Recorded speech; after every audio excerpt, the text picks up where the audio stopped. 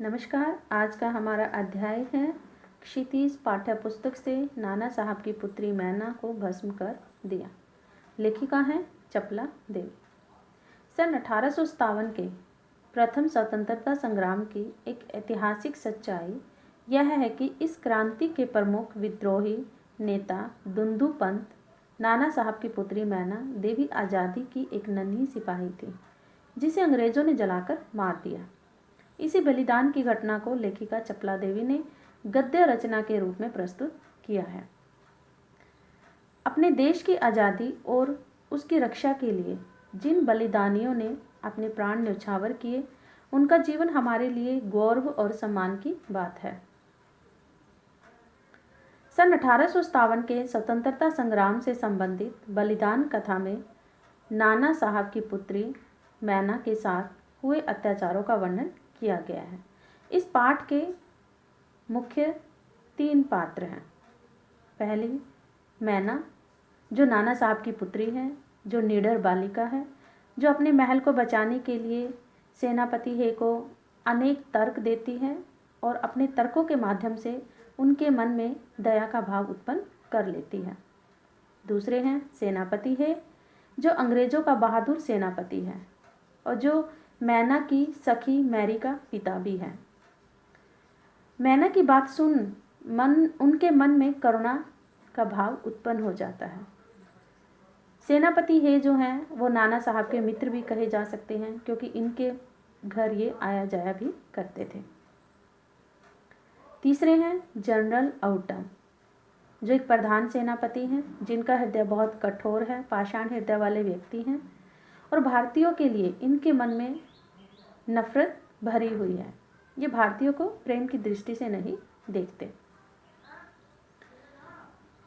आज का हमारा पाठ है नाना साहब की पुत्री मैना को भस्म कर दिया। कानपुर में भीषण नरसंहार करने के बाद अंग्रेजों की सेना ने बिठूर जाकर नाना साहब का राजमहल लूट लिया।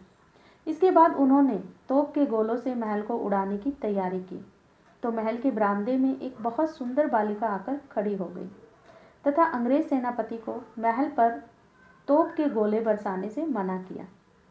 उस छोटी सी बालिका पर अंग्रेज सेनापति को दया आ गई। अब यहाँ पर देखिए, वो छोटी बालिका कौन है? नाना साहब की पुत्री मैना। और जिसको उस पर दया का भाव उत्पन्न हुआ वो कौन है? वो सेनापति है। और उसने उस बालिका से पूछा कि वह क्या चाहती है। उस बालिका ने सेनापति को अंग्रेजी भाषा में ही उत्तर दिया कि वह इस महल की रक्षा करना चाहती है, क्योंकि जिन्होंने आपके विरुद्ध अस्त्र उठाए थे वे दोषी हो सकते हैं, परंतु इस जड़ पदार्थ मकान ने तो आपका कुछ नहीं बिगाड़ा है। सेनापति ने उत्तर दिया कि वह अपने कर्तव्य से बंधा हुआ है, इसलिए उसे यह मकान गिराना ही होगा। तब वह बालिका उस अंग्रेज सेनापति को बताती है कि वह जानती है कि वे जनरल हे हैं। उनकी पुत्री मैरी से उसकी मित्रता थी। मैरी की मृत्यु से वह बहुत दुखी हुई थी।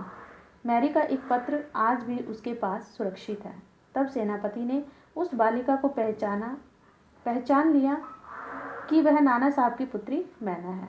वह उसे बचाने का प्रयत्न करने की बात कहता है। तभी वहाँ जनरल आउटम आकर नाना साहब के महल को तोप से उड़ाने के लिए कहता है। सेनापति है नाना साहब के महल को किसी प्रकार से बचाने के लिए उनसे पूछता है, तो आउटम स्पष्ट कर देता है कि गवर्नर जनरल की आज्ञा के बिना यह संभव नहीं है।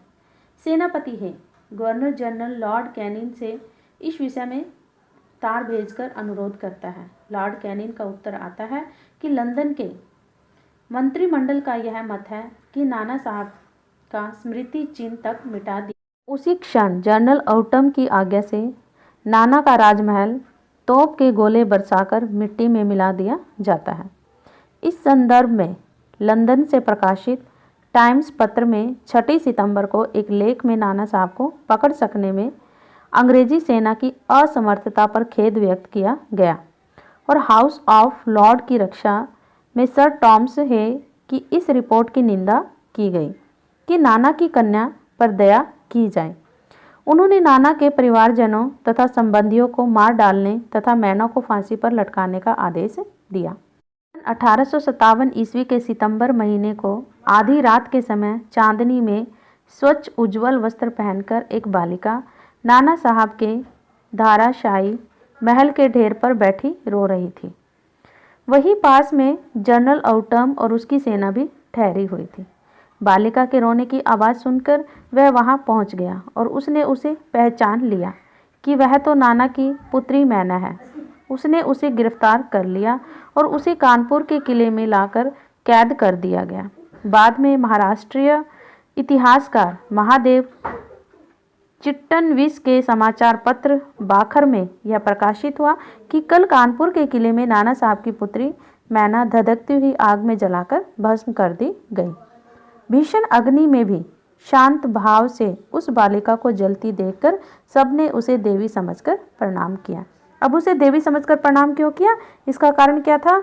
उन्होंने देवी समझकर उसको प्रणाम इसलिए किया कि जलती हुई आग में भी उसके मुख से एक बार भी ना तो पीड़ा का भाव उत्पन्न हुआ और ना ही उसने किसी को अपनी सहायता के लिए वहां पर बुलाया। इसलिए लोगों ने उसे देवी का नाम दे दिया। रो रही